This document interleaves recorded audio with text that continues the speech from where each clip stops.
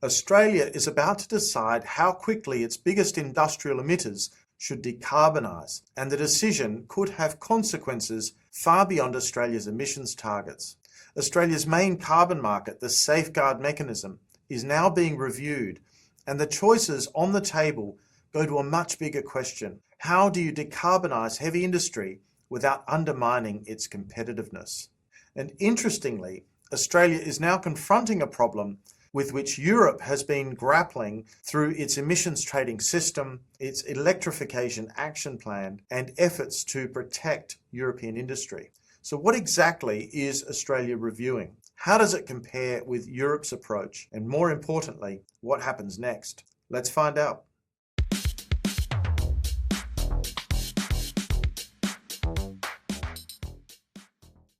Australia is about to make some very important decisions about how it will decarbonise its largest industrial facilities. The consultation on the review of the safeguard mechanism, being run by the Climate Change Authority, has just closed. So this is a very good time to ask what exactly is being reviewed, how Australia's approach compares to the European emissions trading system, and also what happens next. The safeguard mechanism is Australia's principal policy for reducing emissions from its largest industrial facilities. It currently covers facilities emitting more than 100,000 tonnes of carbon dioxide equivalent each year, with 208 facilities covered during 2024-25 across resources, industry, transport and waste. The basic idea is relatively simple. Each facility has an emissions baseline, and that baseline declines over time.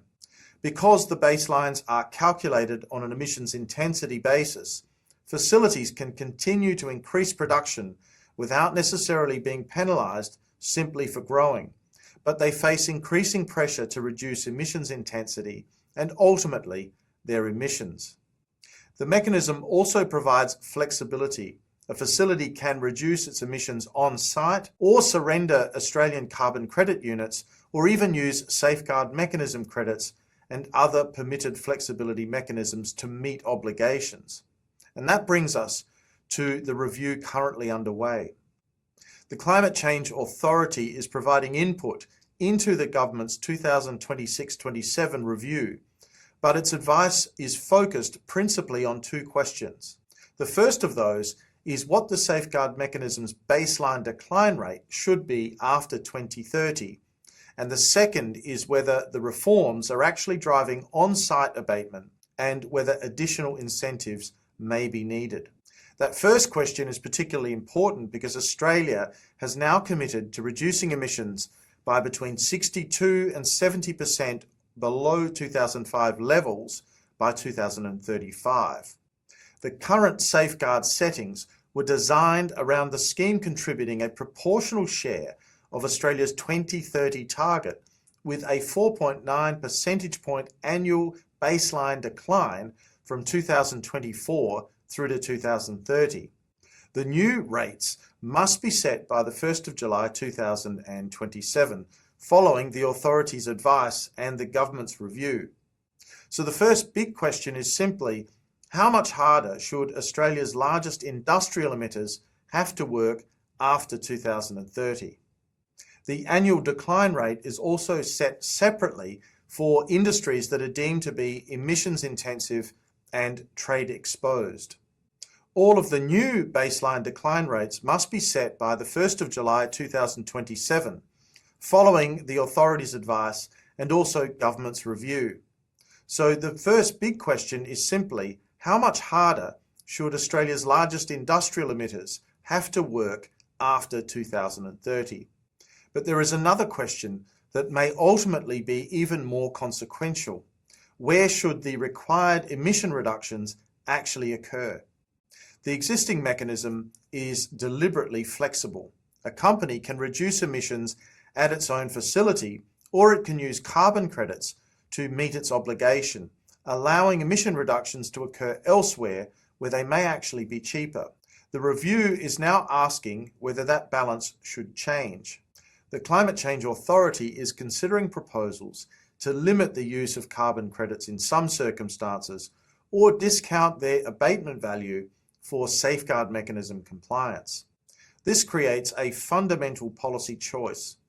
Should the objective simply be to reduce Australia's emissions at least cost, or should the policy deliberately force more decarbonisation to occur inside Australia's industrial facility boundaries? The distinction matters because restricting carbon credit use could shift more abatement towards safeguard mechanism facilities, but it could also increase compliance costs for facilities that have limited near-term on-site abatement options. The Climate Change Authority itself recognises that some changes would increase the overall emissions reduction task, while others would mainly change where the abatement occurs. And this is where the safeguard mechanism begins to resemble the debate now occurring in the European Union.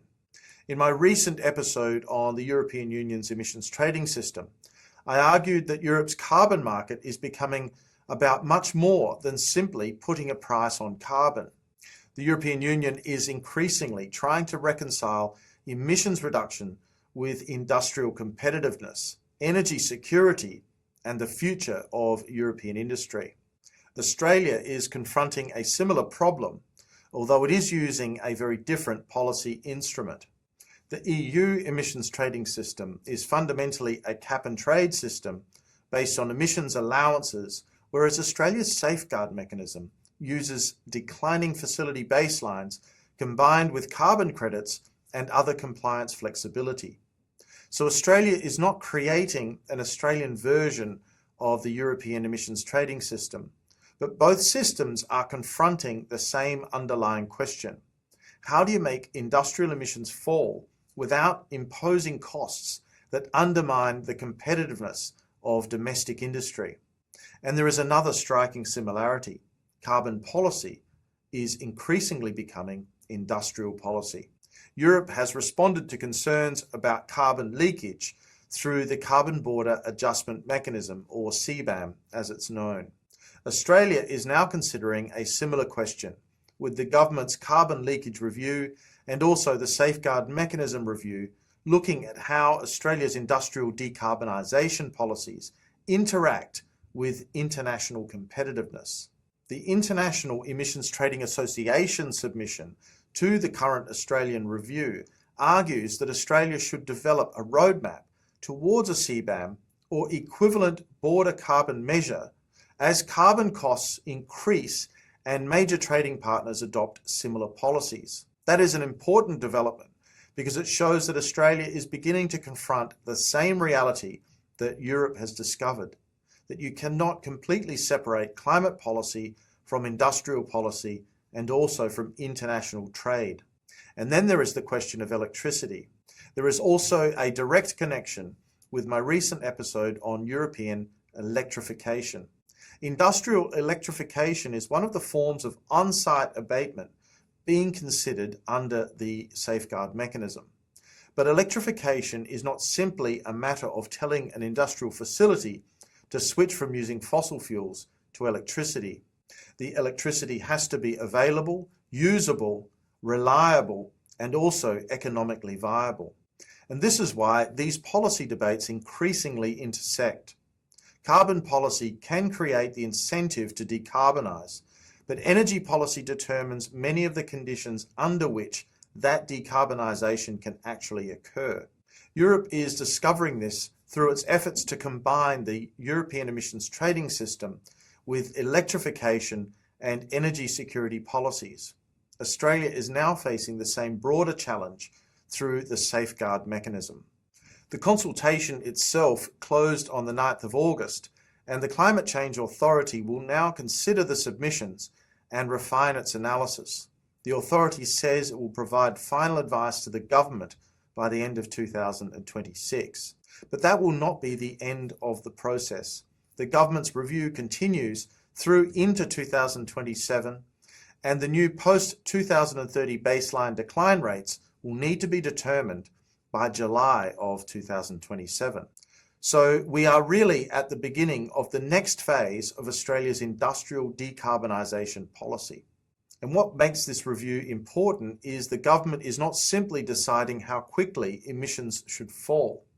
It is deciding how the economic burden of decarbonisation should actually be distributed, how much flexibility industry should retain, where abatement should occur, and how Australia should protect the competitiveness of its trade-exposed and emissions-intensive industries. And that brings us back to the bigger story.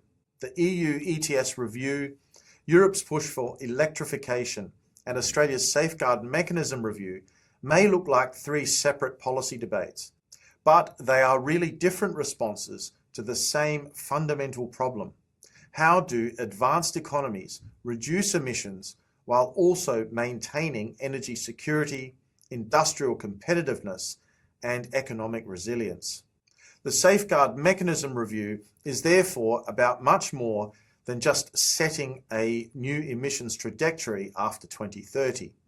It is about deciding how Australia balances emissions reduction, industrial competitiveness, flexibility, and the location of the abatement that takes place.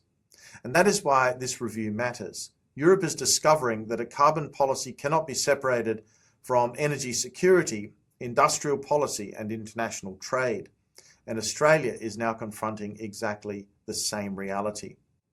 The question is no longer simply how quickly we can reduce industrial emissions.